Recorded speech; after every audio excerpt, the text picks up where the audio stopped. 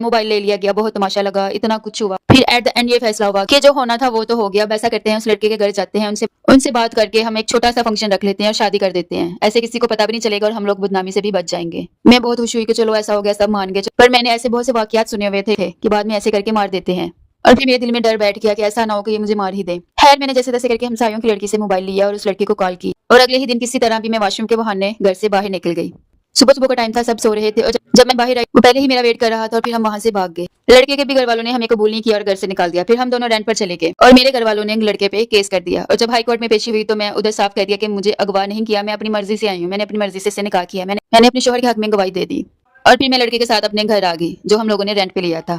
कुछ दिन बाद मुझे पता चला कि मेरे बाबा को हार्ट अटैक आया है, और हार्ट अटैक की वजह मैं थी, कोई और नहीं थी। मैं उनकी लाडली बेटी जिससे वो बेहद प्यार करते थे, मैं ही उनके हार्ट अटैक की वजह बनी। पर मेरी हिम्मत नहीं हुई वहां जाने की, क्योंकि मुझे पता था कि मुझे किसी ने उनसे मिलने नहीं देना और मेरे बाबा ही मेरे से मिलना नहीं चाहते। खैर ऐसे शुरू के दिन तो बहुत अच्छे गुजरे, फिर आहिस्ता आहिस्ता हालात भी खराब होते गए।